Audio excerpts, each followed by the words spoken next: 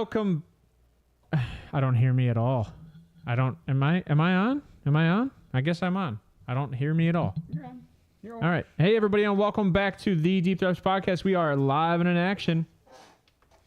I am... Why does this sound... I can't hear it at all. You're on. Okay, I am on. I can't hear myself. This is weird. All right. Sorry. Welcome back to Deep Threats. We are live. As always, adjusting stuff right at the beginning of the show. So thank God most of you guys aren't here as soon as we pop live, right? Because that would be really, really annoying. You're not wrong. You're not wrong. As always, you have the wonderful co-host of the show today here with us. It's a normal day. Hey, guys. I am on the wrong page to show Hold on. We're loading. Hello. There I am. How are we doing? Right. I just want to say this. I'm really happy that I didn't officially make that bet with because the Chiefs are in the Super Bowl? Yeah. Dodged a bullet of $1,000 there. Oh. You think he'll be in chat today? I'm hoping so. I told him, I said, if you want an official, drop the Venmo or Cash App, and he never did. So. Oh my God, $1,000 wasn't it? $1,000. That would have hurt.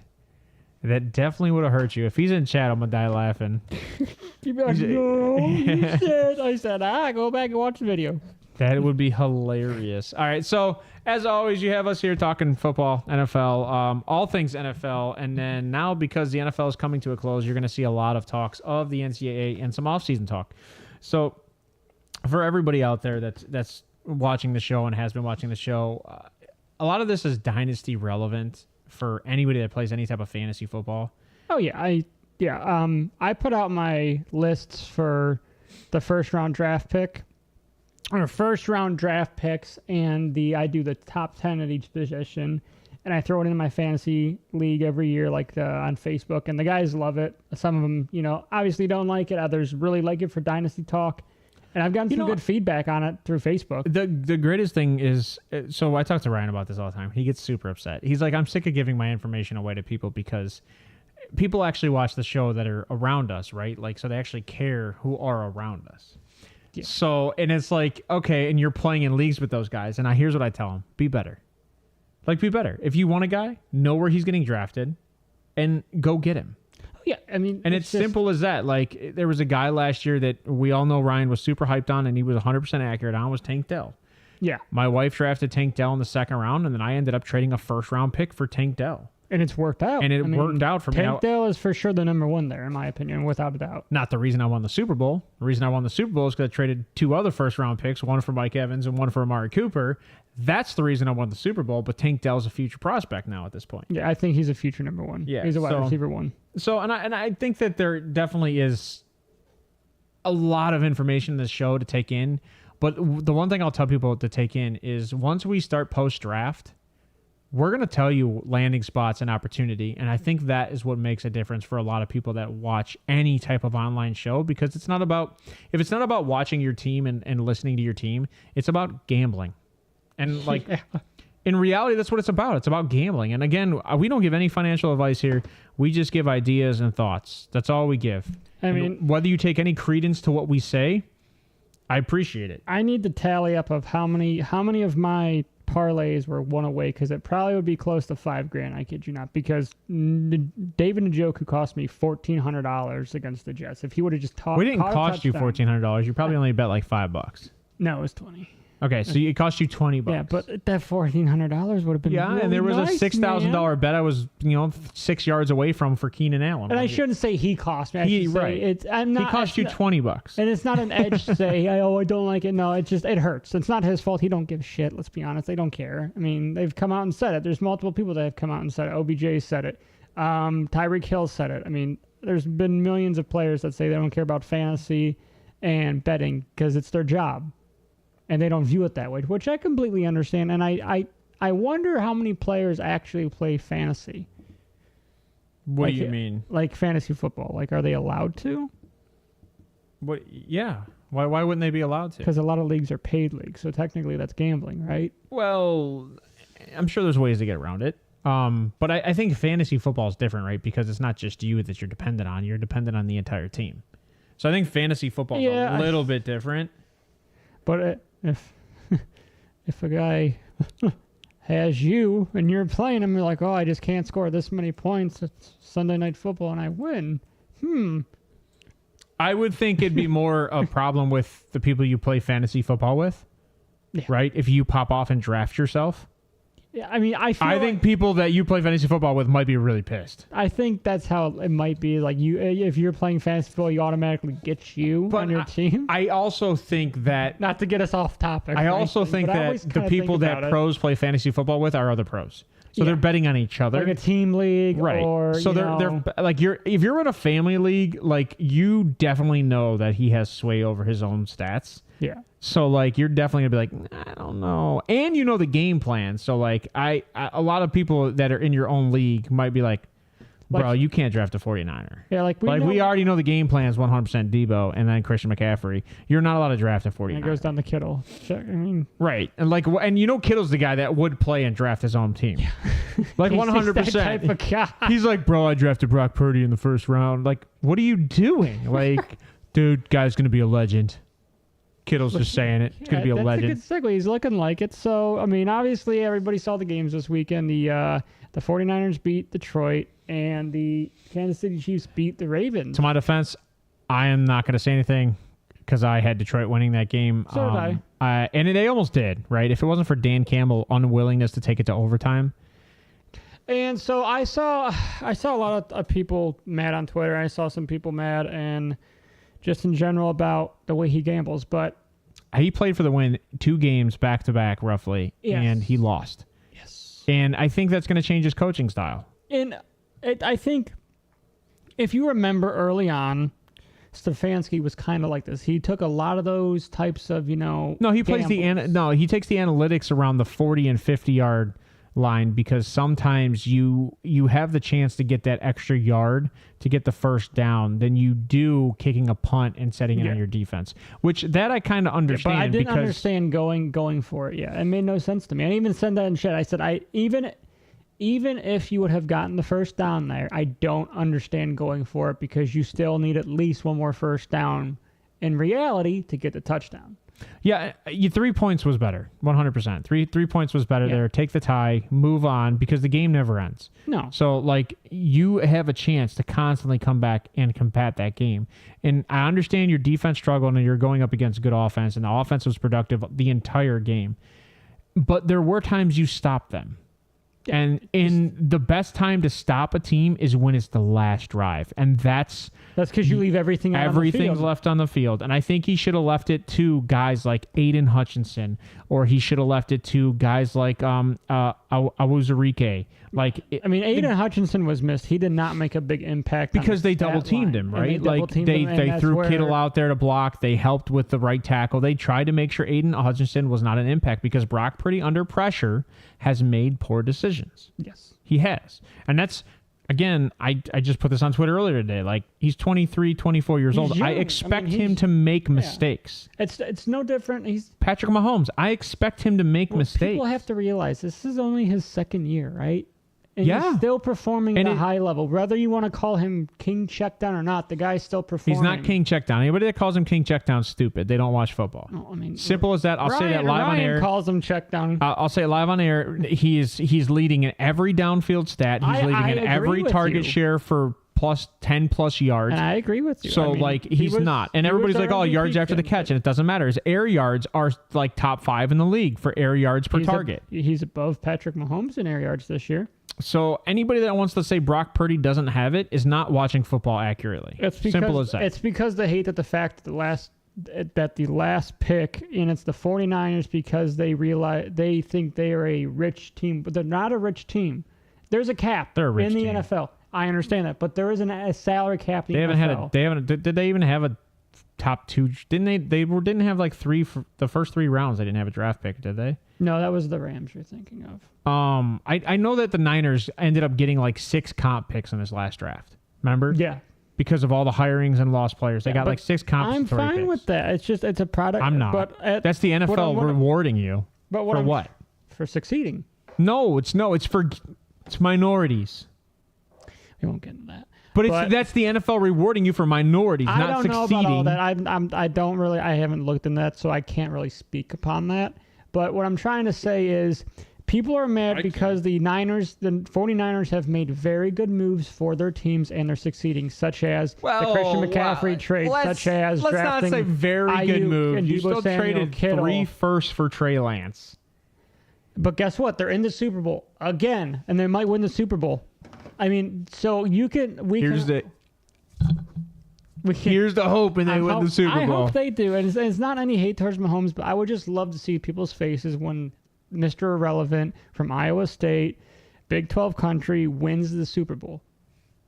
That is one bad move out of the last 10. Touche, Yes. Kelly. Touche. Yeah, I mean, and they also moved on from it and got like a 4th or 5th round pick out of it. I think it was a 5th from Dallas. So, I mean, they admitted that mistake and moved on. And Dallas was like, don't worry. I'll take your mistake.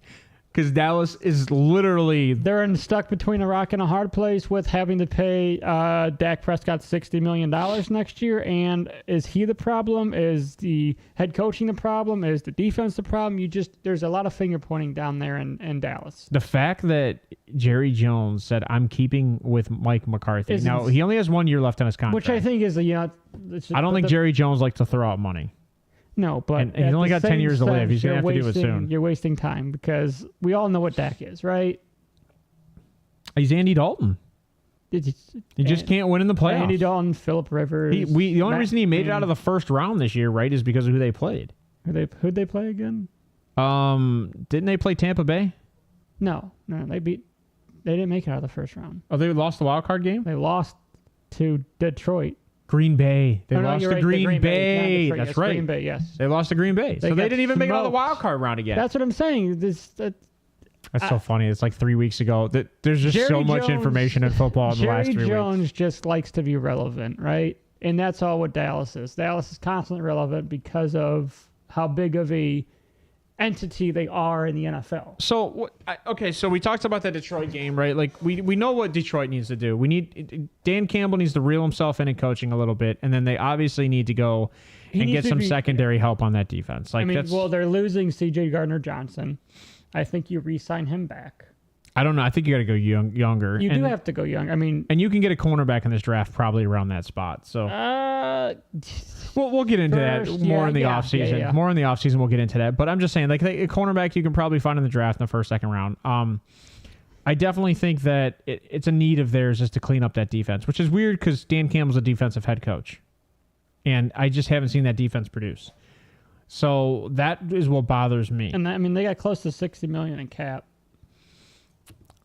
That's great. So they got money. But don't they have to sign Jared Goff? No, or is this his last year? has one more year. This last year. This is essentially his last year, which I would have to think they're going to sign him to an extension. Please don't.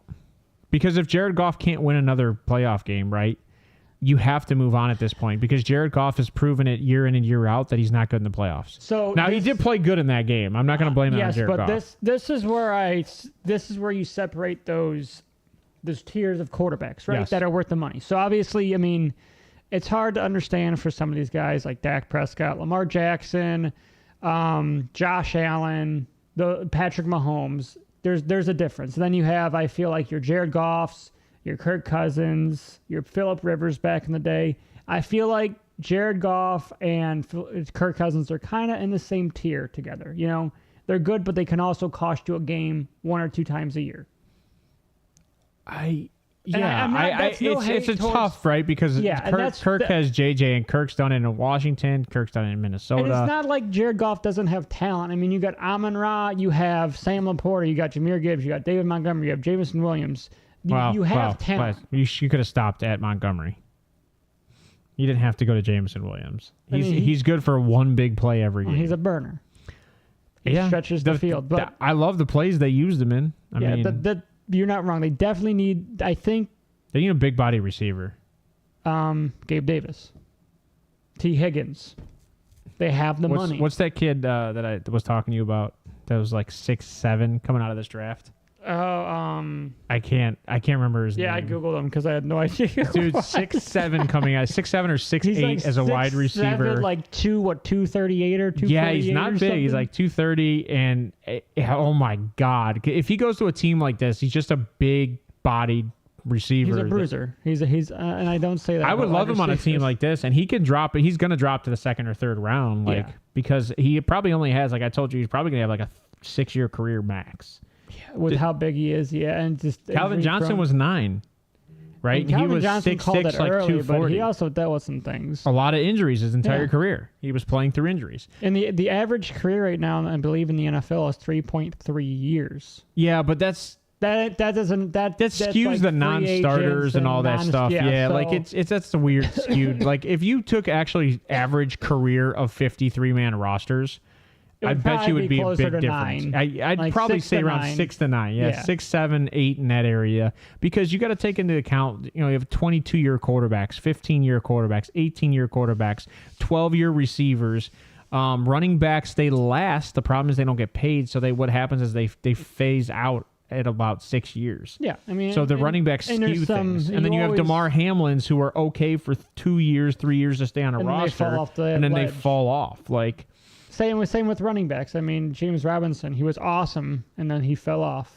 Phillip Lindsay, awesome for Denver, fell off. So, I mean, it kind of happens at every position, but I feel like running back and secondary sometimes for those later round picks or undrafted free agents happen. Even like Juan Thornhill, right? Like Juan Thornhill is a good player, and the Browns have him. He was injured all year. If they don't re-sign him, like he's now playing for a contract in an off season, and he's going to have to fight to go get a job somewhere. Is he a free agent this year? I don't remember. But I'm just saying. So so the Ravens game. What happened in the Ravens game that made this game? And don't give me the refs. Like the refing was not that bad in this game. I'm not going to blame the refs, but the fans are going to blame the refs. The refs were not that bad in this game. I've seen way worse refing prior to this game. I'm going to tell you, not running the ball obviously played a big part in that in the second half. You did not run against one of the worst run defenses in the league. I think the stat that Ryan gave me was they actually ran the ball 6 times the entire game with Gus Edwards. Yeah, which is 6 attempts with Gus Edwards is kind of insane. And that's Todd Monken, by the way. That's who they were calling the savior in Baltimore, though. Remember? Yeah, he revitalized Lamar's career. He made him a passer, this and that. And I'm not hating on Lamar at all, but I am. You live by the sword, you die by the sword on the other hand. If you want to call him your savior, you have to sit there and take it on the chin when something doesn't work out. But another big aspect that cost him the game is Zay Flowers and his idiocracy. The big catch where he taunted the guy, stood over him. I don't want to hear, taunting shouldn't be. It's in the rule book. You have to live with it. And for all I'm the just an tired FYI, of people saying, it shouldn't count. No, it's in the rule book. Even with accounting, you know what I love about this because me and Ryan talked about this a little bit. He's like, yeah, but Kelsey didn't get any of this. Well, hold on. Kelsey did it behind the ref's back. Kelsey That's part of the game. About it. And what he did is he got reactions and got penalties off the reactions. And just because we see it on camera, right? You're like, oh, no, you can't do that. It doesn't mean the refs It's eyes in the sky. Exactly. But this is what I want to say. You did it after a big play. The refs are running down there to get ready to set because Lamar is sitting there trying to do hurry-up offense, and you just see the expression on Lamar's face change instantly. He goes from, all right, let's run this, sees a flag, knows they're getting called for taunting. He is livid, mad, unhappy, and Zay Flowers is just it's a stupid mistake. Again, reaching out for the ball with 3 defenders, I understand it, but I don't think that was a smart move. Maybe one, but you only saying that because you're a Browns fan and you remember the Rashard Higgins catch that knocked us out of the wild card. No, or the division round, whatever it was. It was a smart move. You had 3 defenders around you. You want to hear something funny? And even if you stopped at the 1 yard line, you would have punched it in most likely. And I haven't looked. I agree with that. That's where I completely agree with that. Just take it down. The Rashard Higgins thing is whatever. It's past. But my point is that's the Rashard Higgins play, and they said, what did the coach come out and say at the end of the game? He said he knows not to reach for that. You're taught. I mean, you're taught not to reach for that. You're taught early in football not to do that, right? I mean, you're trying to make a play. Zay took everything on his shoulders, and he tried to do everything. I'm not trying to pick on the kid. He's young. But that's the youth, right? Yeah, he's gonna bounce back from this. That's what great players do. So here's this. Ready? I meant to bring this up the other day because I wanted to see this, and you're gonna get mine and your reaction live on air. Okay. So Lamar Jackson's MVP season. Are you ready for this? The original MVP 36. Season. No. The total. Original MVP season, right? That touchdowns. 31-27 passing yards. 36 touchdowns to 6 interceptions. Yep. And he had a success rate at 50.5. Okay, so essentially 1 out of every 2 plays is successful. And then I don't know if his rushing is here. Let me click on it because I know his rushing was ridiculous that year. What year was that? 2019. Why is this rushing not coming in here?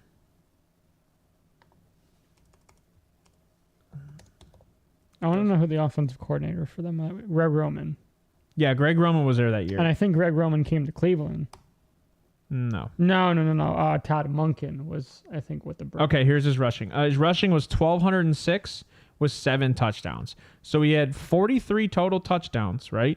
Yes. And 6 interceptions. And how many rushing attempts did he have that year? 171?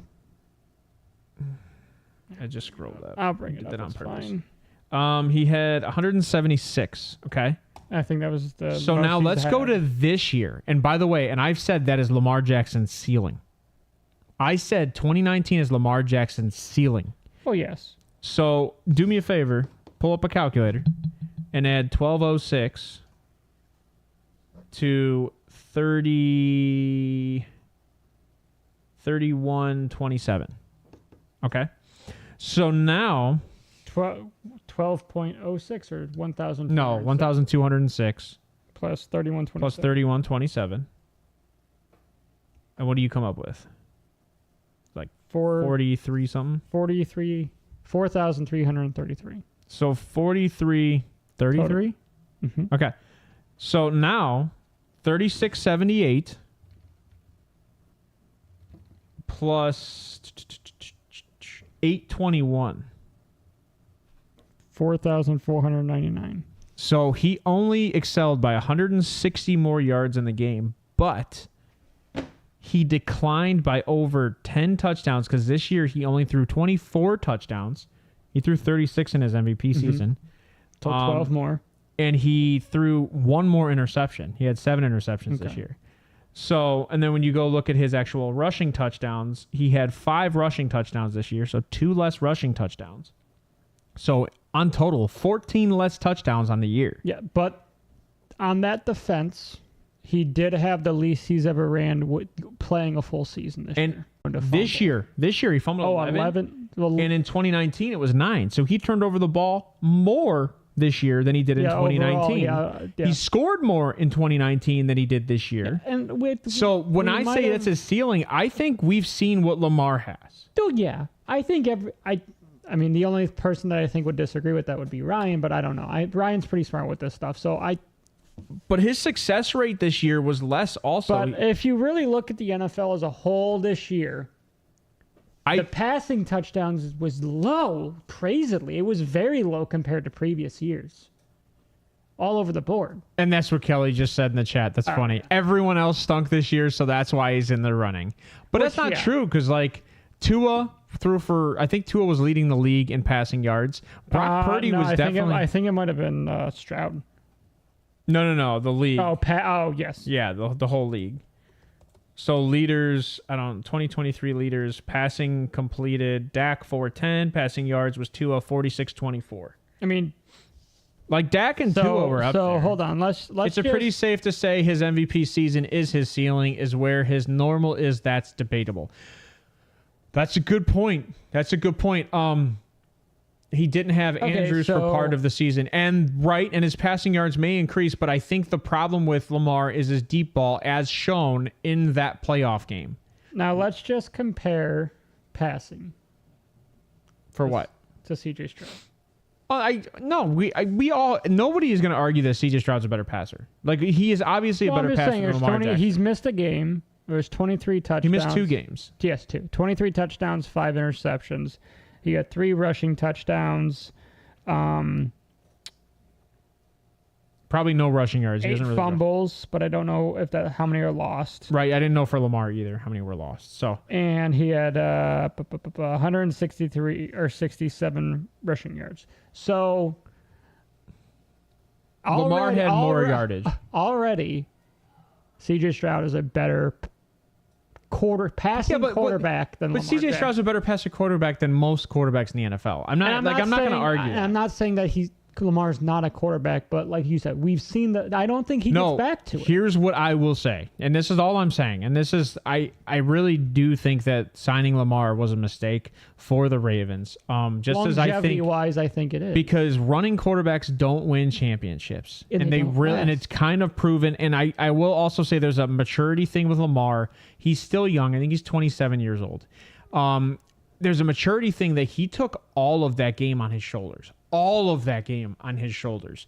And every mistake he made, he couldn't seem to forget it. And it impacted the next play, and it impacted the next play. He had just turned 27 this month. So Lamar needs Lamar needs some tutelage, right? He needs somebody to walk him through on the maturity of every game and every play. Like, you have to learn to let it go. You have to learn to let it go. He was very, and everybody gets emotional on the sideline, but he was emotional every single play that didn't work out his way. Any turnover, any sack, any turnover on downs. You can't do that because it's going to bring the team down as a whole. You have to be the guy that brushes it off your shoulder. So you have to be that leader. The only reason I'm bringing this up is I truly think that Lamar Jackson is majority of the reason they lost that game. I can't say that. No, I still feel like you're going to give Lamar Jackson every single win, but you'll never give him a loss. That is wrong. I won't give him every single one. The defense won them a lot of games. The defense should have won him that game. He lost the Browns game. He threw all those interceptions. That cost them the Browns game. He lost the Browns game without a doubt. But Watson won it for the Browns. But it's hard when you put it in a vacuum how to look at a quarterback with wins and losses. Correct. Because the media doesn't do that. Now, if we want to sit here and do that, I can do that with you. That's fine. But I have said this about Mahomes, Kelly. And I hate defending Lamar because I'm not a Lamar hater, but I am a Lamar truther to a point where I do believe we've seen the best of Lamar. Yeah. But I don't put that game as a whole on him. Now, he should take responsibility. I'm not sure if he did that. That game is on Zay Flowers and the coaching staff for the way they ran that in the second half, running 6 times. I'm not blaming it on Zay Flowers. Zay Flowers did everything he could to try to extend plays and win the game. Now, you can call it one penalty. You took away 2 touchdowns, essentially. The penalty, right? The penalty is a big factor. Or 1 touchdown. Stupid penalties are always a big factor, though. So I would argue even the penalty where I don't think it was Roquan, but when Travis Kelce antagonized Roquan, somebody else stepped in and hit Travis Kelce, and that's when they threw the flag. And what do they always say? It's the person who retaliates that gets the flag. Yep, always. And you should know that in coaching. Years. Oh yeah, 100%. It's been said for years. And these guys, they bait them. And people will hate the Chiefs for it, but they do it so well. The Patriots did it so well. The Steelers have done it so well for years. You get baited, they make a bad move, and you get called for it. And that's veteran. That's veteran play. Yeah, and it's just like the Kelce doing it behind the ref's back. It's smart, Yep. You want to say it's a bad look? Guess what? He's getting into people's heads. I will say that Patrick Mahomes, his maturity level is definitely lacking but I would also say that if you look at what's going on with Patrick Mahomes, right? He's had to deal with his brother's situation for 2 years. He's had to deal with his wife's situation for 2 years. He's had to deal with now Taylor Swift. What has Patrick Mahomes not had to deal with that has not been football? Like, there's always been something in the stands. Calls. But there's always been something in the stands that is but I'm talking maturity wise. There's always been something in the stands that has impacted that has impacted Patrick Mahomes' maturity off the field, which is unnecessary. This dude has more media discipline than most in this situation. He's a good face. He takes responsibility. For everybody around him, which is exhausting if I were him. And thank God he has someone like Kelce, right? Travis Kelce really does just hold him up. That is definitely the Rob Gronkowski to the Tom Brady. Yes. It is definitely, those two have each other's back off the field and on the field. And the questions that come into that is when, obviously, Kelce retires, probably sometime within the next 3 to 5 years. If not, people are saying after this year. I would say there's a lot of talks that the Kelce's are going to retire together so they can go into Hall of Fame together. That would be cool, but getting back to the Mahomes thing is, the issue I have with Mahomes is all the games that I have watched with him, every time there is a semi-late hit or a hit where he is, kind of pummeled in the ground, he's always looking for a flag. That's what I hate. That's fine. I mean, you're a crybaby. Yeah, the quarterbacks have been doing that since Tom Brady. Oh, yes. I mean, Tom Brady created that rule. I'm going to be honest, the offensive coordinator... Sell the hit. Yeah, the offensive coordinators probably tell them, hey, anytime you get hit, make it look like it's egregious. Every single one. Yeah, and that's fine. That's it's part. flopping. It is part of the game, right? Yeah, it is. But I think it gets quite annoying every time. That he's looking for a flag. He's always up like this, looking around. Just his face is punchable. He has a very punchable face. I'm sorry. He does have a very Patrick Mahomes does have a very punchable face and a very unathletic body, as proved to Twitter recently. They posted his locker room footage of his Tom Brady body, essentially. All right, but we're going into the Super Bowl. We got the Chiefs playing the Niners. I'm not going to talk too much about this today because we don't know the ins and outs yet. We'll get more into it next week. We're going to talk a little bit. Actually, Kelly, since you're in chat, I need you to do me a favor. I need you to sell me on Ken Dorsey.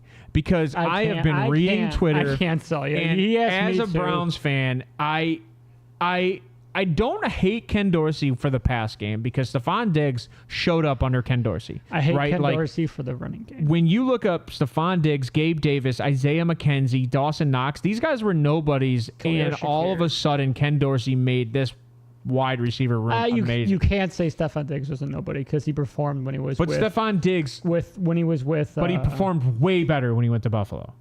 Well, yeah, because he was viewed as a number one because he was behind Thielen when he was with Kevin. People have to remember that. And part of the reason he left the Vikings is because of Kevin. Because Kevin Stefanski wasn't utilizing the pass game. Correct. It was, again, I think that goes back to the maturity. Is he wasn't as mature as Adam Thielen. And Adam Thielen is still putting up numbers at, 32?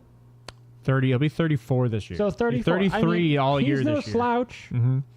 But I'm just saying... But my biggest issue with Ken Dorsey is he doesn't utilize the running game very well, and I feel like he doesn't like to continue to utilize the running game. Kelly's my only sell was the pass game.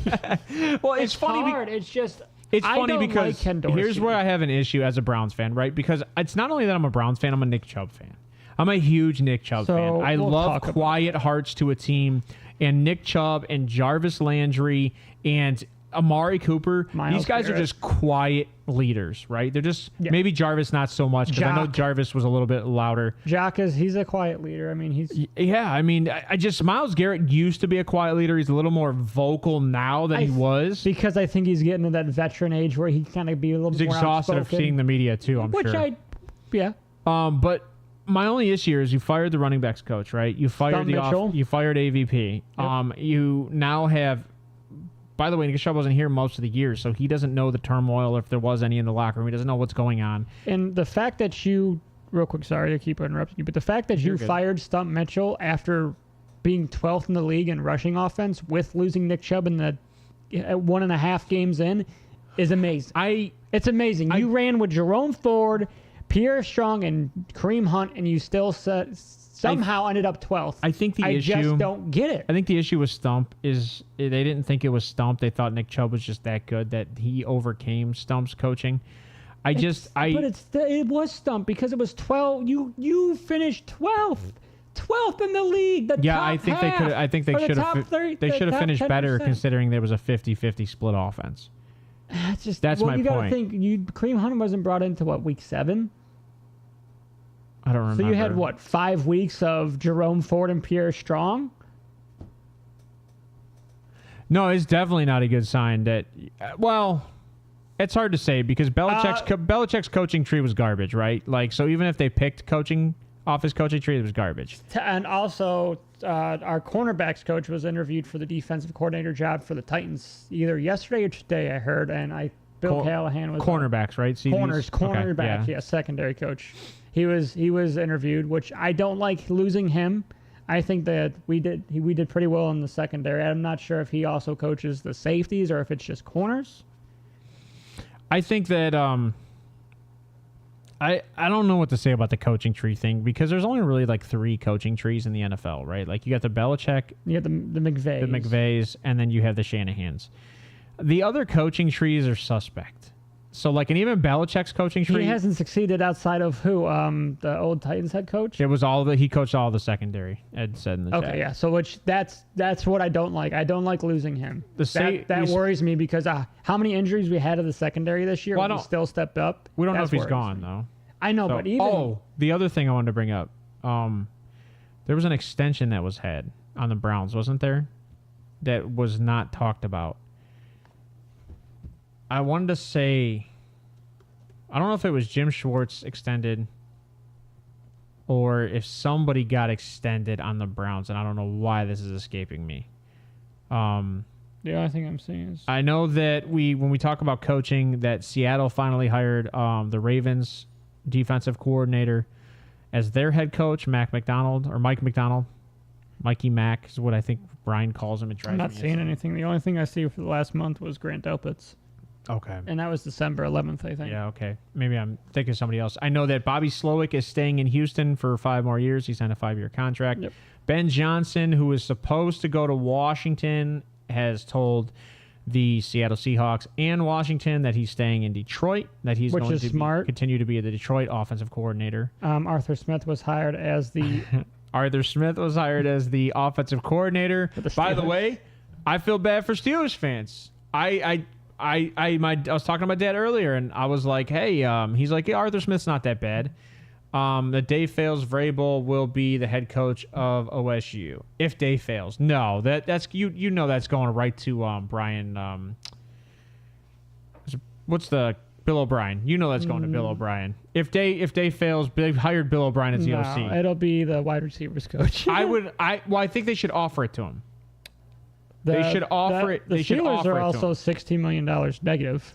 So, well, hold on. The Steelers, Arthur Smith, right? So I actually did some look up on Arthur Smith recently just to see what Arthur Smith has ever done, and he's done nothing. You know who Arthur Smith coached behind?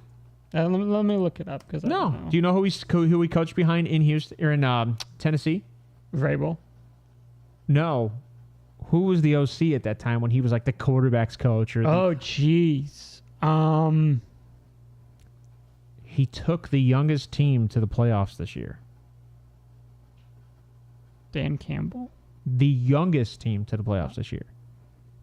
No. The Green Bay Packers. No. That's who Arthur Smith was coaching behind. So Arthur Smith has made his coaching name from, I can never remember his name. I tell my sisters all the time, so I don't talk about him. Because he should have been a Coach of the Year candidate also. They never should be on the right side in that orange section. You'll see it. Yeah. And tight ends, O-line. Yeah, and all of this was in the Tennessee Titans, right? I want to know what an offensive quality control coach is. What is that? Locker room's clean. He's making sure it's quality. You cleaning the jock straps and cleaning the bottles, man? That's probably the best job he's ever done because tell you right now, as an OC, he got fired from the Tennessee Titans because he couldn't do anything with Tannehill, and he couldn't. And he was only there for 1 year, and then he went to. He was away for a year and then went to head coaching for 2 years. Yep, and then he went to Atlanta and he shit the bed in Atlanta. And he's had talent everywhere he's gone. Let's be honest. Everywhere he's gone, he's had talent, but he hasn't been able to prove it. I would argue that Derrick Henry, the only reason that offense succeeded was because Derrick Henry was just so. Derrick Henry was Derrick Henry. I think Derrick Henry's the type of guy, if he goes to any team, he's going to create a hole no matter whether or not you give him an offensive line or not, or you scheme for him or not. Derrick Henry's that good. Yeah, in some of those years. And he's just that physically a freak, right? He's like 6'4", 280 as a running back. The dude is Myles Garrett with speed. He's a below average head coach and a below average coach in general. 7-10, 3 years in a row. Yeah. He is under expectations year in and year out, right? I think that's fair enough to say. The fact that they hire now put this together, right? The Steelers have Mason Rudolph and Kenny Pickett. They have to make a decision or draft. It's going to be Pickett. Okay, well, I'm just saying they're going to have a quarterback competition or they're going to draft. Atlanta had Desmond Ridder and Taylor Heineke. I don't see much of a difference. You just went. And the Steelers are like, well, you can fix our quarterback status, right? No, you couldn't fix Atlanta's. And Atlanta has had better quarterbacks. I would consider Desmond Ridder and Taylor Heineke better than Mason Rudolph and Kenny Pickett all day long. I think more hyped. I don't know about talent-wise. I think Kenny Pickett's good. I liked Kenny Pickett a lot. And Kenny Pickett got drafted higher than Desmond Ridder. So keep that in mind. He was 26th. Trust me, I know. I thought the kid was going to be good, and he's making me look foolish. That is one of my biggest whiffs ever in probably the last 4 years. That and Hutchinson. That Arthur Smith hiring is worse than the Ken Dorsey hiring. And it makes me feel better. And you know what makes me feel even better? The fact that Mike McDonald's out of the Ravens and the fact that the offensive coordinator for the Bengals is gone. I think Ken Dorsey used to coach for Cleveland, too, back in... I think the entire AFC North just got dismantled on coaches this year. Right? Like... Oh, no, sorry. He played for us, 06 to 08. Ken Dorsey. He was a quarterback. Yeah. Ken Dorsey doesn't have... He helped Columbus win a national championship. Hey, Ken Dorsey's a better OC than Arthur Smith. He played at Miami. I forgot about that. I can't argue with this, right? Ken Dorsey's a better OC than Arthur Smith, right? I'm not going to... He's a better OC than Arthur Smith.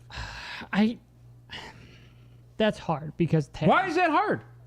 It's hard because of the talent. Who did Ken Dorsey have at receiver in Buffalo? And just give me Stephon Diggs. Give me who else? Stephon Diggs, Gabe Davis, Khalil Shakir, Isaiah McKenzie. You had Dawson Knox. And that's it. You had talent. You can't say you didn't have talent. But my point is, Isaiah McKenzie went to another team and he became a kick returner, not a receiver. Okay. But on the other side, let's look. You had better running backs. I still think Bijan and Algier are better than James Cook and Devin Singletary. Devin Singletary isn't on. He is. But he was. But that's my thing. They didn't utilize the running backs. No, but I'm just saying that's he what was. I said. Go look what Devin did this year with Houston. But neither did Arthur Smith. I get it. They're the same guy. They're the same guy. No, because they didn't stretch the field. Arthur Smith did not stretch the field. Because Arthur Smith didn't have a quarterback. He played a West Coast offense and didn't use running backs. He didn't have. I know, but he didn't have a quarterback. You can't stretch a field when you don't have a star. You have one of the best 50-50 ball receivers in the NFL. Utilize it. Who? Drake London. He's not the best 50-50. I said one of the best. I took back the best and said one of the best 50-50 ball receivers. I would say he's maybe top 20. He's top 15. I'll give you that. I don't know. That's hard. 50-50. We're not talking just the downfield. We're talking 50-50 ball. Kyle Pitts is a flake. The dude has yet to produce outside of Matt Ryan. I'm not going to say that. I'm not going to knock Kyle Pitts. How many more years is it going to take for you to say, I understand he's young, but didn't Kyle Pitts have 1,000 receiving year, like his rookie year coming in? And then 3 years ago? Yeah, but he hasn't done shit since. He was injured for a full year, and then he came back for like a year, and then this is his fourth year. Kyle Pitts is not bad. Kyle Pitts is a bust. Kyle Pitts is not utilized. Kyle Pitts is a bust. Then Drake London's a bust. Drake London's it's quarterback. Year. This is his third year now. It's quarterback play, bro. Drake. So here's Kyle Pitts over his last 3 years: 149 receptions, 2,000 yards, 61 is his longest, 6 touchdowns. That is not good for a tight end at all. Your first 3 years, and your first year was your best year because you had Matt Ryan. Not gonna argue. Y'all said Julio Jones. No, Julio wasn't on the team those years. Oh, that's the year they traded him. Julio was traded in 2020. That was the year they traded him. Was the year they drafted Kyle Pitts. Mm-hmm. Because that was supposed to be a replacement.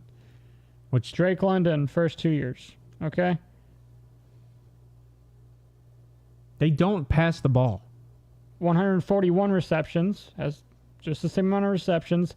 1,700 yards, 6 touchdowns. A receiver should be more than a tight end. He is a receiver. Kyle Pitts is not a receiver. Pitts, they just line him up outside. They line him up on the. They line him up as a wide receiver. I get it. You have to. Kyle Pitts is a bust. But Arthur Smith. No, you can't. You can't say Kyle Pitts is a bust if you're going to say Arthur Smith is garbage, and then you're going to say they don't have quarterback play. You can't blame the guy who receives the ball if the guy that runs the plays and the guy that does the plays can't do anything either. Yeah, but if you're a talented wide receiver, you'll look good with anybody. That is not true. T. Higgins in the 5 games that he did not have Joe Burrow put up 511 yards and 4 or 5 touchdowns. The dude still produced. Okay, that doesn't mean that's the offensive coordinator. That's why he got hired. Kyle Pitts is not good. The Atlanta Falcons organization in general is not good. The problem that we're having here, right, is like the Ken coaching Dorsey and Arthur Smith are the same guy. No, they're not. They are. No, they're not. You're just trying to sell yourself higher because he's now a Browns coach. I'm not going to say that. You have scored less points per game under Arthur Smith. You have less rushing yards per game under Arthur Smith. You have less passing yards per game under Arthur Smith. Ken Dorsey has more of all of those things, and you're mad about the run game. And the Bills did better after they fired Ken Dorsey. I disagree with that argument also. I don't disagree with that. He is not a bust. Kellen Winslow. The dude was one of the earliest draft picks as a tight end, and he sucks ass. He is bad. Okay. How many more years are you going to give So this kid? are you first things first, right? When did Travis Kelce pop off? Travis Kelce was like a 3rd or 4th round pick. Don't even bring that up. When did he pop off? I'm not going to have this discussion with you. When did he pop off? The dude was a 3rd round pick. When did he pop off? 5 years into the NFL? I don't know. Let me look up. Because you can't even bring him Kelce. Tight ends play for 15 years. I don't want to hear it because Kelce is one of the best. Drake London I wasn't comparing Pitts was him to supposed to be Kelce. one of the best. Kyle Pitts has yet to live up to any type of the hype he had. He's the most overhyped tight end ever drafted. I don't know about Other than that. maybe Kellen Winslow Jr., who's just a dumbass because he crashed his crotch rocket. I would say it was a motorcycle accident, right? Yeah, right after he was drafted. I remember that. Oh, the good old Browns, right? The problem is I understand what you're saying with Kelce, but you can't have that conversation including Kyle Pitts because you have a top 5 pick involved with Kyle Pitts. He was expected day 1 to be good. Wasn't he 8? I thought he was 5. I could be wrong. Yeah. I know he was up there. It took 2 years. Okay, so it took 2 years before. He didn't play his rookie year. Right. At all. So 2014, 67 receptions, 862 yards, 5 touchdowns. And so those first 2 years that he has played were under 1,000 yards. Other than that, he's hit 1,000 yards pretty much except this year because they sat him. Okay. So he's been top tier. All right. We are now past that with Kyle Pitts. I'm not going to say he's a bust because they have 15-year careers for tight ends. If he has 5 bad years and 10 great years, is he still a bust? I don't think he's going to have any great. I understand that. I get your argument. He was the 4th overall pick in 2021. Most people would say Gerald Everett was a bust. The fact he drafted a tight end at 4 just shows what your organization is. Most people would say Evan Ingram was a bust. Depends where they're drafted, honestly. Evan Ingram was a high drafted tight end. Obviously, where you have your draft pick invested ultimately depends on how you can call these guys. But my point is utilization. They don't utilize Kyle Pitts right. Arthur Smith is a bad coach. And I understand that, but how many different coaches has he played for and he still can't produce? Well, he's only played for 2. And one was at the end of he got fired that year he was playing. And Matt Ryan's the only guy that was able to make him do good. And if that's what it's going to take for you to be and you need a top quarterback, then you're not a superstar. Well, Matt Ryan, according to the NFL, wasn't a top quarterback. He is. And I don't think Matt Ryan was top 10 when in that final year he was coming out. So no. You got to think who was in the league. You got Tom Brady, right? You still had Drew Brees, I think, at the time that Matt Ryan left there. Actually, it might have been a year after. I'm not sure. But you still have Patrick Mahomes, Josh Allen. That was Lamar Jackson's MVP season, wasn't it? He was 11th. So literally just out of the top 10 for passing yards. Went over here. By a whopping. That's just passing yards. That's not like turnover ratio. Like, that's not a rating. So, like, if you look at passer rating, he's probably... touchdowns he had. Just look at passer rating. 20 touchdowns, 12 interceptions. It's not like he did good. He was about as good as... That's very mid. He was Jimmy Garoppolo, Mac Jones. Sam Howell has better stats. Jimmy Garoppolo, Mac Jones, Kyler Murray is what he was pretty much tied with. He was a mid-level... He was a mid-level quarterback he put up 1,000 yards. But the problem is Desmond Ridder this year I think he was a mid-level quarterback. No, he was under mid. Most of Desmond Ridder's came from his extending the plays and rushing, which nobody expected to happen in that offense. If they would have used Taylor Heineke all season, I think I would argue that maybe you could be right if they didn't utilize the pass game. But I'm going to say that Taylor Heineke, Ridder, Kelly, you're right. He was 12 and 12. He's been bad. I was kind of like excited for Ridder to come into the league because he was a kid out of Cincinnati, small school. I thought a lot of people were going to be, but Ridder's bad. You've seen what you have in Ridder. He's not a starter. And as much as I would like to see Russell in Atlanta, they would be stupid. Just draft somebody. I think keep the team young. They have to draft or get a veteran, right? Yes, but you can't go for Russ. It's going to cost way too much in that money. Go draft somebody. You got to keep the team young. Well, keep them cheap. Why would it cost you much money? Because he has guaranteed contract. If they cut him, there's no guarantee anymore. If you cut him, you still have to pay part of his contract. No, because you have to. If you pick him up off of free agency, before he clears waivers. Well, he's going to clear waivers. That's what I'm saying. If he Russ is clearing waivers. Once he clears waivers, yes. Nobody's picking up Russ's But contract. let's be honest. Is Russ a top 10 quarterback in the league next year? He is not. As much as we like him, I do like him. I just don't think he is. I don't know. Where does he play? Atlanta. Let's say we're using Atlanta as the example. I could put him as a top 10. Depends if we view Bijan Kyle and Tyler Pitts. Algier? If we view Kyle Pitts the same, I don't think so. Well, here's the thing though. With Bijan, Tyler Algier, and Drake London, right? He had Jerry Jeudy, and I don't think the Steelers are going after him. Personally, I know they're talking about that trade. I don't think the Steelers are going after him. But if you have Jerry Jeudy and Cortland Sutton, right? The Steelers can't afford him. You had Jerry Jeudy and Cortland Sutton. Yes. Who was your tight end? Bet you can't name him. Greg Dulcich. He was injured all year. Dulcich was injured all year. He was like, You still had Javonte Williams, who was good. He did good this year. We're gonna say Bijan and Tyler Algier are better than Jaleel McLaughlin and Javonte Williams. They are. Yes. Okay. Just making sure we're on the same Wide page. receivers, I would say Denver's more talented. Tight And I'm end. still gonna say tight Kyle. end. We'll say that Atlanta's more talented. I'm gonna say Kyle Pitts is better than Greg Dulcich. I know you might not like that, but I'm gonna say it. They're bringing in a vet to compete with And that vet's going to be probably Jacoby Brissett. Jimmy Garoppolo.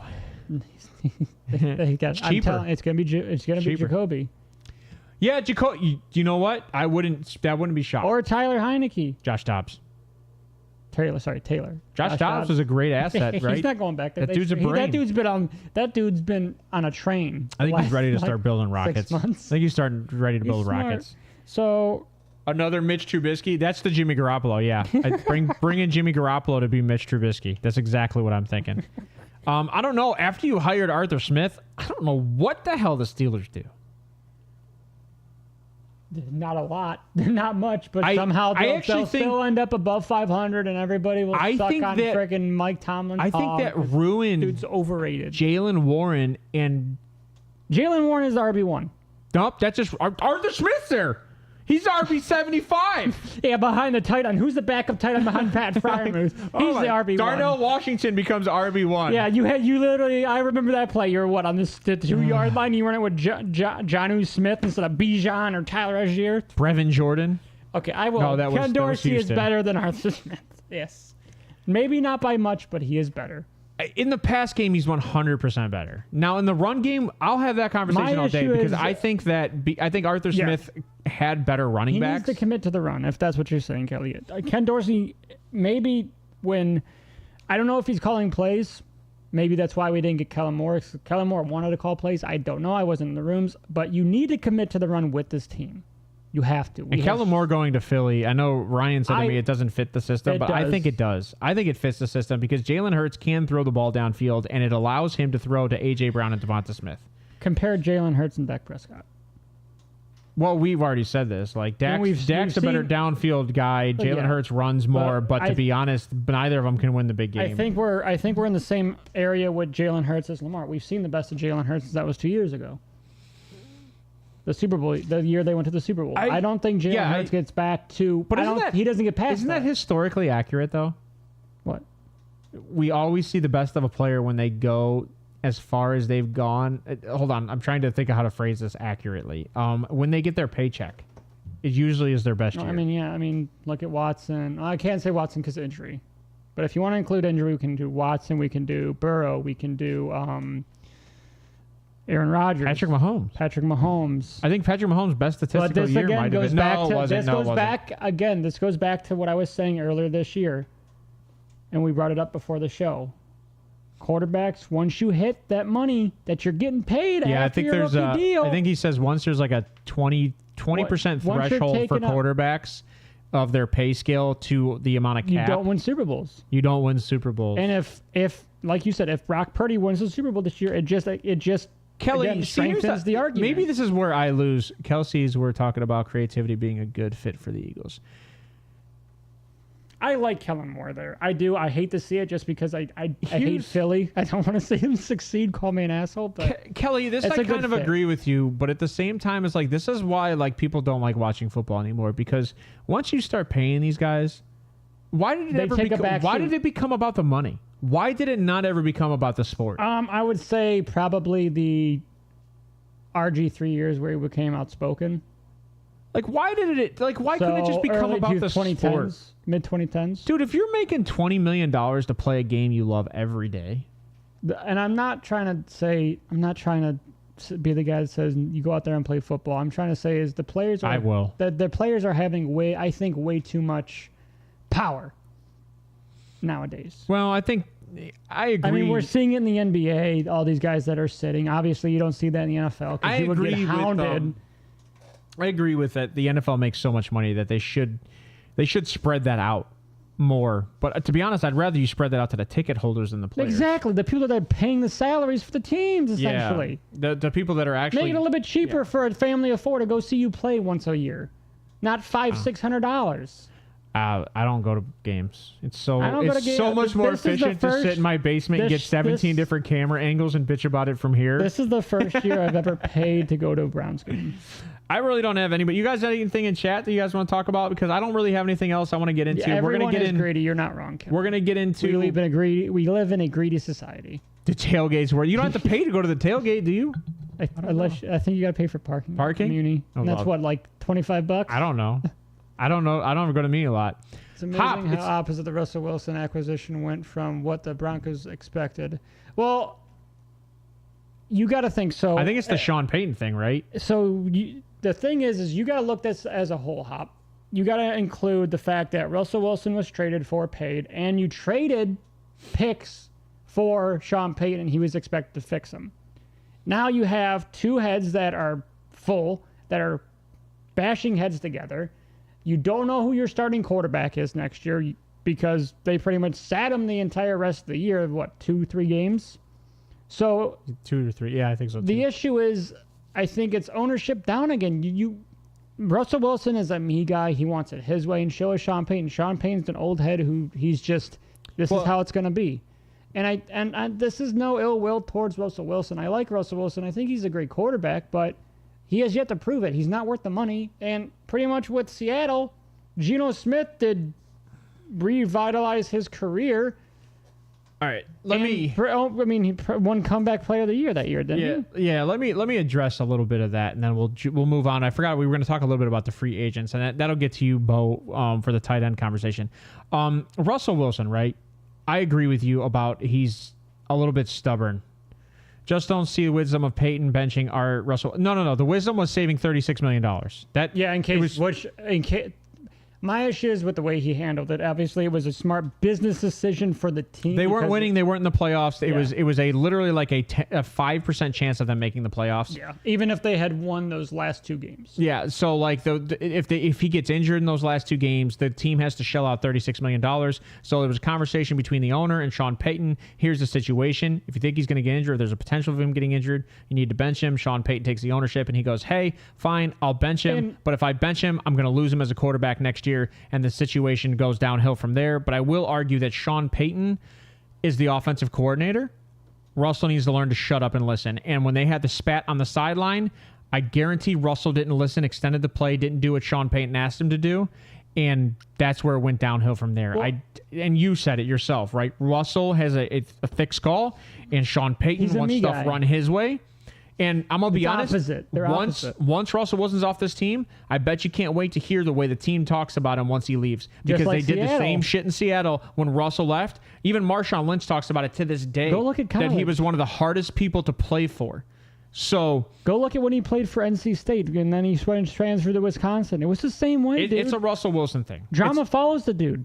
And don't get me wrong, I was the person touting Russell Wilson all year, saying he was a top 5 quarterback. He was doing great things. The way he was protecting the ball, they just weren't winning games. And and I'm not trying to say this is all on Russell, but Russell was asked to restructure his contract so he could play out the rest of the year, and he didn't want to do it again. He shouldn't have to restructure his contract. No, but if you want to, hey, we're getting real close. Let's restructure. Let's change this flaw where if you get injured and you're guaranteed $36 million. Let's change. That is a ridiculous line in the contract. I'm gonna be honest. It is, and guess what? I mean, he signed the contract. They utilized it. They used it how they saw fit, and now everybody's mad. You may have lost some some guys in the locker room, but that's what happens. So this is something I want to get into today. These are top free agents right now, and there's actually a hell of a lot more on wide receiver. The fact that T. Higgins this isn't in order of where we see these guys. This is just in is general Jerry order. Jeudy gonna be there next year? I don't know. I don't know. I think you're going to have a lot of decisions made by Sean Payton, and I don't think you know what's going on with receiver until you figure out what's going on with Russell. I think if Russell's gone, Jerry Jeudy's potential of staying is higher, if that answers a question for you, Bo. Wide receivers, you have Mike Evans, free agent, Michael Pittman, Curtis Samuel, Kendrick Bourne, Tyler Boyd, Marquise Brown, DJ Chark, Calvin Ridley, Paris Campbell, and T. Higgins. There's also a plethora of other top receivers, whether it be like second to third string receivers that are viable day one starters that are also in free agency right now. Also coupled with this draft, this is going to be a really crazy offseason at wide receiver, and I don't see any receivers getting a ridiculous payday with the depth in this draft and the free agency this year.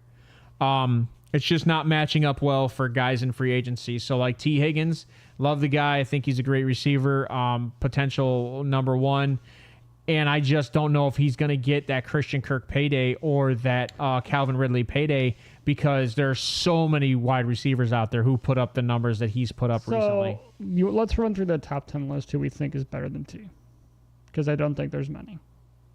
I mean, there's only probably two. I would probably say Mike Evans and Michael Pittman. Michael Pittman. Other than that, I would take T. Higgins over anybody else in that list. Yeah, I'd probably say just those two, right? Like Calvin Ridley did not impress me, and yes, he has. This is the last year that Jerry Jeudy will be on the Broncos. Give my advice for the Denver Broncos in the draft. Quarterback. Draft Bo Nix, please. If they're not going to Bo Nix, Michael Penix.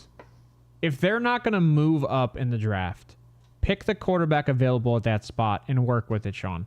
Because most people didn't trust Drew Brees under the Chargers, right? And then he goes and he plays for Sean. Yeah, after they drafted Rivers. And Sean Payton pops off. Or Drew Brees pops off and becomes one of the greatest quarterbacks of all time. So if Sean has the ability to manipulate the offense, and by the way, it looked like he did. If he has the ability to manipulate the offense, I would argue get the best quarterback available at that spot. And it's the most coachable. So if it's Bo Nix, if it's Penix. Dude, if it's J.J. McCarthy, I don't think it is. I don't know if it's the most coachable, get that guy. But to be honest with you, I think Denver is between a rock and a hard place, because I don't want them to trade for anything because of how much they've traded to get Russell. This is your first round draft pick. You also traded picks to get Sean Payton. You need to maximize this as much as possible, and you have good receivers. If you can retain those receivers, all you need is a quarterback. I don't know if they're going to retain Jerry Jeudy. I think they will if Russell's gone. I think if Russell's a big factor of Jerry. I do too. I think so. If Penix or Bo Nix go there, I think that wide receiver room as a whole succeeds. If any of these quarterbacks, other than in the first round. I mean, Caleb Williams, Drake May, if any of those guys go there. Just not Jaden, just not JJ. I don't know. I don't like either of those two. I think Caleb will be a struggle, but I think Sean Payton's got a strong enough personality that Caleb will shut the hell up. And that's why I like Bo and Penix there, because they're not me guys. They're a team guys. They listen. Right. They can be molded. They're not concrete. So just keep in mind, dynasty-wise, if you've got these players out there, that most of these guys are like Mike Evans and actually Mike Evans is just the oldest one here. Mike Evans, Calvin Ridley, Paris Campbell. These guys are around 28, 29 years old. Kendrick Bourne's 28 years old. On the list. He is a free agent. Yeah, Gabe Davis. Well, that's why I said there's 20 players. Yeah. Like there's Trent Irwin coming out of Cincinnati, who's also a free agent. So like there's a whole bunch of receivers that are free agents. So let's do tight ends real quick. So you got Hunter Henry, Dalton Schultz, Gerald Everett, Mike Gesicki, Noah Fant, Austin Hooper, Robert Tonyan, Mercedes Lewis, Herb Smith, and Jeff Swan. That is where the list falls off. Jeff Swain. That's where the list falls off. He must be a blocking tight end, because I ain't never heard of him. I'm trying to think where he's out of. And Mercedes Lewis is another blocking tight end. I think he's like 30 something. He's in mid 30s, I think. Didn't Tonyan go to Chicago and not perform? I have possibly. I think he went to Chicago. Outside, maybe Gerald Everett and Dalton Schultz. Those are about the two guys I would have to say anything about. And Gesicki, I think Gesicki goes back to... I think 1 to 5, right? Fant, Gesicki, Gerald Everett, Dalton Schultz, and Hunter Henry are all potentials for good tight ends to land somewhere. Dalton Schultz, I think he re-signs with Houston. I hope he does. I think it worked in that offense, right? Now, he's going to be the most overpaid?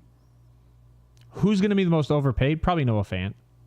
Just because I think he's one of the youngest in that list too. Still, I think he's still pretty young. Yeah, I think you're right. Irv Smith is pretty young. Irv's like 25. Yeah. Irv. But the thing is Irv has had health conditions from day one. Yep.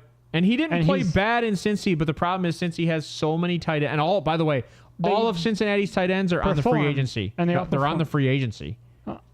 So Cincinnati has to bring back at least one tight end. And they always somehow, this happened a few years back where they lost some of their tight ends and they still somehow, they produced. What was it? Who did they, was it Hunter Henry? Who did they? No, they lost the guy to Atlanta. It was Hayden Hurst. Hayden Hurst, yes. Yeah, so. And then I didn't think he went to Baltimore after that. So tight ends is definitely going to be a mashup this year. I think there's a lot of tight ends who are still under contract. You still have your top 5 tight ends. Everybody else is kind of like, shoot for the stars, kind of like you still don't know what's going on with Dawson Knox and Dalton Kincaid, how that offense is going to look like next year. You don't know who's going to get the higher target share, so that one's going to be a little tough. Michael Mayer might have an increase in production next year. I know you were asking about dynasty tight ends. And then I think it's going to be consistent to what you saw this year. Maybe Hawkinson back healthy. They gave him a big contract. I would hope Hawkinson's back healthy, but you're looking at probably mid-season, right? You're looking at week 5 to 8, right? 8, yeah, like that's what I'm thinking. Like you're minimum, looking at, and you're not going to hurry him back. Not if you're playing well. It's the same thing with Chubb. You're not hurrying Chubb back. Chubb may not play for the first few games. You may want him just to get comfortable. No, the difference between Hawkinson and Chubb is Hawkinson got injured like week 10. Chubb got injured week 2. Hawkinson got hurt week 15.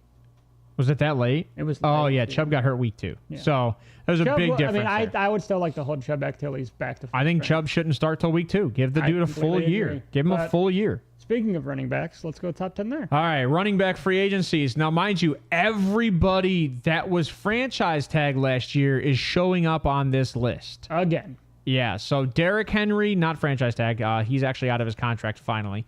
Josh Jacobs was tagged last year, but did they actually tag him? Yeah, or did they give him a sign? I think they signed him to a 1-year deal. So, like, they could tag him this year. You can tag a guy 3 years in a row. No, but my point is they can tag him without a purchase increase because they didn't technically tag him. I don't know exactly what it was, but I think you're correct. Yeah, if you don't sign the tag. No, I think it was Barkley that they did that to. They did it to Barkley. They did it. Pollard had a tag.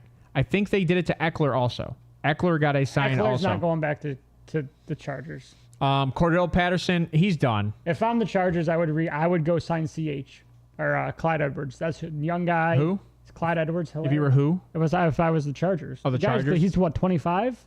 Yeah, I think so. He came in the league pretty young. I'd go get him and maybe a Gus. I mean, well, here's Cordell the thing. Patterson. I think Gus is old. I think Gus is going to go back to the Ravens because you don't know what's going on with J.K. Dobbins still. Well, it hurts me to say this. J.K.'s done. The dude has been injured every single year since he's been drafted. He cannot stay healthy. Yeah, he's done. You just don't know what's going on there. I think his career is done. I think he may retire. Singletary is a really, really. I've heard Henry to the Ravens. Derrick. I've heard that a lot, and Derrick Henry fits the system, and it's the piece they missed. In the playoffs, if they had Derrick Henry, you have no excuse to not run Derrick Henry in that game. Devin Singletary, I think he goes back to Houston. I think it was a good fit because right now, Dameon Pierce. That dude took a huge step back from his rookie year. And it's not like the O-line wasn't bad. The O-line was very good this year. Man, we can say good and holding are two different things. Well, Laramie Tunsil is a veteran. He gets a hold call, and he also starts to play like 2 seconds early every time. Yeah, so he pulled that foot off the line a lot. If Blake's watching, you know exactly what I'm talking about because we saw it in both games that he had played in against the Browns. It was bad. It was bad. He would start deep in the hole, and he would start at least a second or two early in the rest. I would argue they should have switched Myles Garrett to the other side of the field just to screw with that tackle. Yeah, but let's... Zeke Elliott, he's 29. That's a tough one because I don't know what's going on with Gerard Mayo. I don't know. I know nothing about Gerard Mayo. I don't know how he's going to run the team. I don't know if it's defensive, offensive. I have zero thought process on Gerard Mayo. a lot of these guys have. I would have to say. I mean, obviously Tony Pollard still had a good year. Derrick Henry had a good year. Saquon Barkley injured again this year. Austin Eckler injured all year.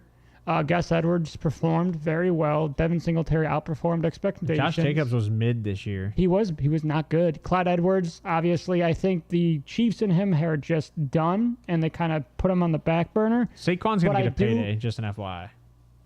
Yeah, but I do think Clyde can revitalize his career somewhere, whether that's the Chargers or I don't know where else he would fit. I honestly have to go down the list and just look. Oh, the Browns. I told you. I'll take CEH with Joe Jerome Mixon. Ford. Is Joe Mixon a free agent this year? No. Okay. No, Joe Mixon's not a free agent. They signed an extension with him, and it was funny because we thought he would be a free agent after what happened with his house last year.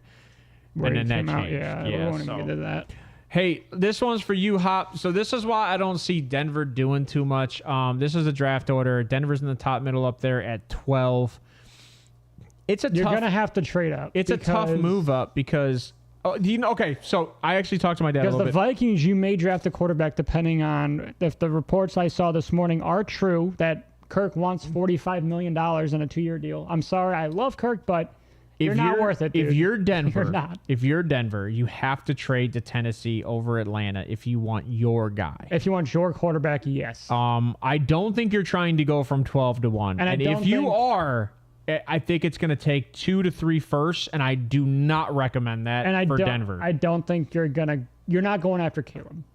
You're not, because honestly, Drake May fits Denver's system better. Mentality-wise, Caleb Williams and Russell Wilson are the same mentality. They're me guys. You can do, obviously Caleb Williams is this hot prospect who's over-touted, who I think is going to be one of the most over-touted quarterbacks that we have seen. I don't think he's going to perform to his expectations, and I don't like his personality and his mentality as a leader because he's not one with USC. He's not. He refused to take the mic to talk to media after a loss. You can't do that. You cannot do that. That just shows me that you don't have the cojones to sit there and talk to the media after a game that you lose 36-3. What went wrong? Oh, it was this guy. It's like this guy. It wasn't me. You can't sit there and do that. You have to take responsibility for the team's actions. That's what your job is as a prospect coming into the league and a franchise quarterback. That's what they're using you as. You can't sit there and blame everybody else. We're seeing that now with Russell, and it's not working out. It's just not. I'm not going to say anything because I've chirped on Caleb Williams for 2 years. I did too, but I don't like the kid. He's bad. This year he's shown his true colors. I think it's funny because like you guys are just taking what I've done and just overhyping everything.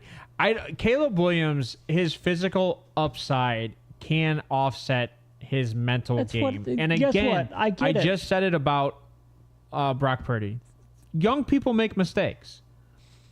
Caleb can have made mistakes, right? It's just about admitting that you made those mistakes. But he has yet to talk about those mistakes he's made. He could easily say, "Hey, you know what? That was a bad look for me. I'm better than that. I'm going to be better." That's not the quarterback they are drafting. That's not the quarterback they're drafting. I'm better than that now. But he's not. He's quiet and he's letting his team talk for him. I hate that. I think a lot of this will come down to who Washington hires a head coach. And when you let your team or somebody else talk for you, you're not a man. I'm sorry. You're not. Just calm down on the Caleb Williams thing. He's so overhyped. It's disgusting. He is overhyped. And I think this I would take Drake May all day over the kid. A lot of people don't understand. I think this entire draft class for quarterbacks has been overhyped for 2 years. So I think you have a valid 2 to 3 starters here, possibly, and that's really it. I don't see these 6 guys starting, right? Like I don't see Jaden Daniels, JJ McCarthy. I don't Bo Nix. Like I don't see all of these guys starting. I see Bo Nix starting. I didn't see Bo Nix starting. If he goes to the right team, he will succeed. But Michael Penix might not even start, right? Like unless he goes to like Minnesota and they don't sign Kirk Cousins, I don't see Michael Penix starting. You got to see. So it's very hard to see with where obviously draft picks and your mock drafts are going to happen because free agency end of the year hasn't even happened yet. So if Minnesota re-signs Kirk, obviously they're not they might still draft the guy, but they may trade down to do it. They're like, hey, you know what? We can get so-and-so later in the first if we want, if they view it that way. I don't even know if I used to have that actually up, which is funny because I had. But from the reports I saw today, Kirk, and this has not been confirmed by Kirk or his team. This is just obviously whatever's going around. He wants a 2-year deal worth $90 million, $45 million each year. As much as I like Kirk, he's not worth it because what playoff? What did you just say to me? Hold on. Say that one more time. 2 years, $45 million. You just said Kirk's not worth that? He's not worth $45 million. No. Jimmy Garoppolo, Daniel Jones, Derek Carr, all of those guys made $40 million plus last year, and you're saying Kirk's not worth that? How many of them made the playoffs, KJ? What do you mean? It doesn't. That's the going rate for a quarterback. He's not worth it because what has he? I love Kirk. You know I'm a Kirk truther. But you like him more than Lamar? Yeah. Then he's worth $44 million. I don't think he's better than Lamar, but I like his play better than Lamar. Then he's worth... Lamar's not even making 50. I just don't... Kirk is old. You've seen the best of Kirk. Again, Kirk's 34. He shrivels up in prime time, dude. He shrivels up every That's year been proven wrong. time. That's been proven wrong over and over and over again. Now, there are situations in the playoffs where he's missed big plays. And but this again, year might have been nobody's different because perfect. he was injured. But Nobody's perfect. I don't think it's fully guaranteed. No, he's not worth $45 million fully guaranteed. I don't think Deshaun Watson's worth this contract. Russell Wilson's not worth this contract. Josh Allen isn't worth this contract. Correct, Kelly. Because Jaren Hall didn't produce this year, they wasted a draft pick on Jaren Hall, and it didn't look good. And then they went and traded for Josh Dobbs, and they have to have capital in Kirk. They're Cousins drafting at this JJ point. McCarthy. Yeah. Why would they draft JJ McCarthy? They don't have to use a first-round pick. You can go way deeper in the draft and find a guy that's not JJ McCarthy. But I think JJ McCarthy is moldable. Dude, Spencer Rattler's better than JJ McCarthy. You're gonna get Spencer Rattler, so I can't say anything. You're gonna get Spencer Rattler in the third and fourth round. I don't like JJ. I'm not saying I like him, but that would fit who they've drafted over the last few years. Kelly, that would annoy the hell out of me. You're right. JJ to JJ, that would annoy the hell out of me. I'm not saying I like it, but it would fit because they have not. He doesn't have the arm. What quarterbacks have they drafted? They drafted Jaren Hall last year. Again, out of BYU. What quarterbacks have they drafted that have performed? None. They had to sign Kirk. They cannot draft quarterbacks. They're not going to get it right. That's what I'm trying to say. I agree, but you said Kirk's not worth the money. And I'm saying he is worth the money for that exact reason you're saying he's not worth the money. You can go out and get somebody younger. You can get a lot of people younger. You draft somebody else other than that. I just don't think they get it right. But Jaren Hall is out of BYU, and he's only 23. They have a younger guy. How many BYU quarterbacks have worked out? Jordan Love, that's it? I'm pretty sure there's someone before Jordan Love, but Jordan Love's looking pretty good. I was right about that. Is he not? Same division? Yes, he's very... I think the Packers are in very good hands, without a doubt. Yeah. I love it. I got nothing. Succeed. We took this about 15 minutes longer. I'm fine with that. If you guys want on Friday, what I can do is if you guys want to talk about some dynasty moves, either chime in the chat or maybe reach out to Wheels' Facebook, Deep Threats on Facebook, and give some questions about some dynasty players or some thought process for what you guys are looking at. I'll look a little bit more into Denver's draft. I just think I personally think that Sean Payton, he knows what he's doing.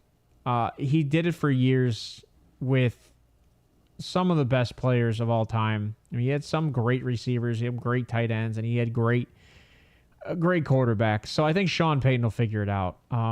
Also, very underrated movie that Kevin James played in was the story of Sean Payton. You should watch that. It's on Netflix. Came out in 2022. It's pretty good. It's got like I said, it's got Kevin James in it and some of the Adam Sandler actors, but it was pretty good. And Sean Payton was in it too. He actually played in the end of it, so he must have condoned the entire movie. Oh, you're right. Yeah, that's on Netflix. Like I've Home watched Team that. or something like that. It's Home Team. Yeah, it was after he got suspended for the Bountygate. Yes. Yeah, and how he had to go. That was a good show. I watched that during COVID. I think is when that came out. It wasn't bad. I think it was an Adam Sandler produced movie too. I think so. All right, that's all we got for today. You got no takeaways for today? Yeah, so I will not be here Friday. Sunday's still up in the air depending how I feel after I get my wisdom teeth removed. So 3 of them are impacted. So we'll see how that goes. The swelling and all that. If I can talk, I'll try to be here. If not, obviously I'll be in chat Sunday. It'd be funny if his cheeks swelled bigger than his nose. Blank, if you're watching, he gets it too. Got a nose joke on air. Ha ha. All right, guys. I am the smartest man alive. That was the wrong button. He's obviously not the smartest man alive. All right. I hope you guys have a wonderful week. We will see you guys Friday night at 8. We will have another stream show with a few live guests, and hopefully it'll be fun. It was the last Friday show was very good. I like that show. That's what I heard. I appreciate it from everybody Danielle, that's you talked know to us. your stuff. That's all I'm going to say. You know your stuff, and I like it. All right, guys. You have a wonderful day, and peace out. Later.